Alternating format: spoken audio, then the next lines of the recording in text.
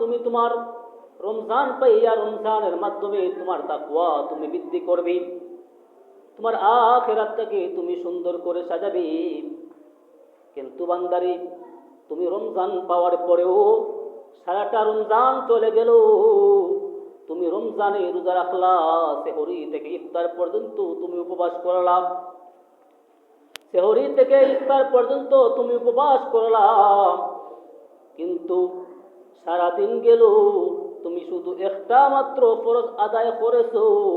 একটা ফরজ আদায় করতে গিয়ে আরো 5টা ফরজ তুমি তরক করে দিয়েছো। অর্থাৎ তুমি রমজানে রোজা রাখার পরেও নামাজ তুমি আদায় করো নাই। তুমি রোজা রাখিয়া নামাজ তরক করা, লুঙ্গি স্কুলে মাথায় পাগড়ি পরা যেমন বেকুবের কাজ, ঠিক তেমনি ভাবে শুধু রোজা রাখিয়া নামাজ ছেড়ে দেওয়া তেমন বেকুফের কাজ। এখন একজন যদি লুঙ্গি ফিন্দা তার না থাকে, লুঙ্গি ফিন্দা যদি পাগড়ির তো অনেক বড় ফজিলত, পাগড়ির অনেক ফজিলত, তাহলে আমার তো এখন পাগড়ি নাই, তাহলে আমি কি করব? যে লুঙ্গি তো আছে, কেউ দেখতো না, তাই আমি লুঙ্গি খুললিয়া কিতা খুললাই, পাগড়ি বান্ধিলাই। লুঙ্গি পিন্ধারা ফরজ, দায়মি ফরজ নানি, নাভি থেকে নিয়ে পুরুষের জন্য হাঁটু পর্যন্ত রেখে রাখা দায়মি ফরজ। এখন দায়মি ফরজ ত্যাগ কইরা যদি মাথার মধ্যে পাগড়ি পিন্ধে, তাহলে তো আবু করে করইব। ঠিক তেমনি হবে যদি তুমি রমজানের রোজা রাখছো ঠিক বটে, এখন তুমি ছেড়ে দিলাই নামাজ, সারা রমজান গেল তোমার আমল নামার মধ্যে শুধু ওই উপবাস, ফজর থেকে নিয়ে সেহরি থেকে নিয়ে মাগরিব পর্যন্ত, সুবে সাদিক থেকে নিয়ে সূর্যাস্ত যাওয়া পর্যন্ত তোমার ইবাদত আছে। তুমি উপবাস ছিলে, কিন্তু ওই সুবে সাদিক থেকে নিয়ে সূর্যাস্ত যাওয়া পর্যন্ত একটা সেজদাও তোমার আমল নামার মধ্যে নাই।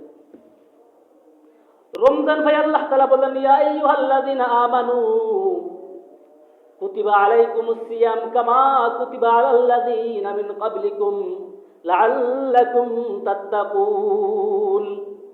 রমজান পাইছো, এই রমজানের রোজার মাধ্যমে বান্দা তুমি তোমার নিজেকে পরিবর্তন করো, যেভাবে তোমাদের পূর্বসূরীগণ, তোমাদের পূর্ববর্তীগণ তারা নিজেদেরকে পরিবর্তন করেছেন। অর্থাৎ এই রমজানের রোজার মাধ্যমে বান্দার তাকওয়া অর্জন হয়।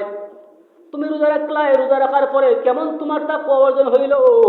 তুমি নামাজটা ছেড়ে দিলাই, তুমি রোজা রাখলাই, এই রোজায় তোমার কিভাবে তোমার অন্তরটাকে পরিবর্তন করলো, তোমার অন্তরের ভিতরে কিভাবে আল্লাহর ভয় পয়দা হলো।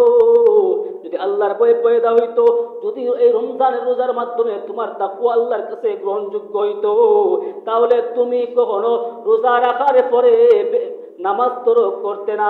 তুমি রোজা রাখার পরে কখনো হারাম কথাবার্তা বলতে না, অশ্লীল কথাবার্তা বলতে না। তুমি রোজা রাখার পরে কখনো একে অন্যকে গালাগালি করতে পারতে না। তুমি রোজা রাখার পরে কখনো তোমার ভেতরে যদি এই রোজার মাধ্যমে তাকওয়া অর্জন হইতো, তাহলে কখনো তুমি বেপরদা হয়ে তুমি চলাফেরা করতে পারতে না। যদি তুমি রোজা রাখার মাধ্যমে তোমার অন্তরের ভিতরে তাকওয়া অর্জন হইতো, তাহলে তুমি দেখা যায় অনেক সময় রোজা রাখার পরেও মানুষ হালাল খাত ছেড়ে দিয়ে হারাম খাতের মধ্যে অংশগ্রহণ করে কি করে না। মুহতারাম হাজিরিন, তাহলে বোঝা গেল আপনি আমি যে রোজা রাখি, এই রোজার মাধ্যমে আল্লাহর দেওয়া নির্দেশ অনুযায়ী আমাদের রোজাটা হইতেছে না, যার কারণে রোজা রাখার পরেও আমার ভেতরে আল্লাহর ভয় আসে না। যদি আল্লাহর ভয় আসতো, তাহলে রোজা রাখার পরে কোনো মুসলমান, কোনো মুমিন নামাজ ত্যাগ করতে পারতো না। কারণ আপনি রোজা রাখলেন একটা ফরজ, রোজা করা ফরজ, দিনও একটা, সারা দিনে আপনি একটার ফরজ আদায় করলা, আর দৈনিক প্রতিদিন 5 ওয়াক্ত নামাজ, ওই তুমি প্রতিদিন 5 ওয়াক্ত নামাজ তুমি তরক করে দিলা। ওইদিকে একটা ফরজ আদায় করলা, আর ওইদিকে কটা ফরজ ত্যাগ করলা? 5টা ফরজ ত্যাগ করলা। তাহলে লাভ না ক্ষতি? অনেক ক্ষতি হয়েছে। কারণ রোজা একটা, দৈনিক প্রতিদিন একটা রোজা, আর প্রতিদিন নামাজ 5 ওয়াক্ত।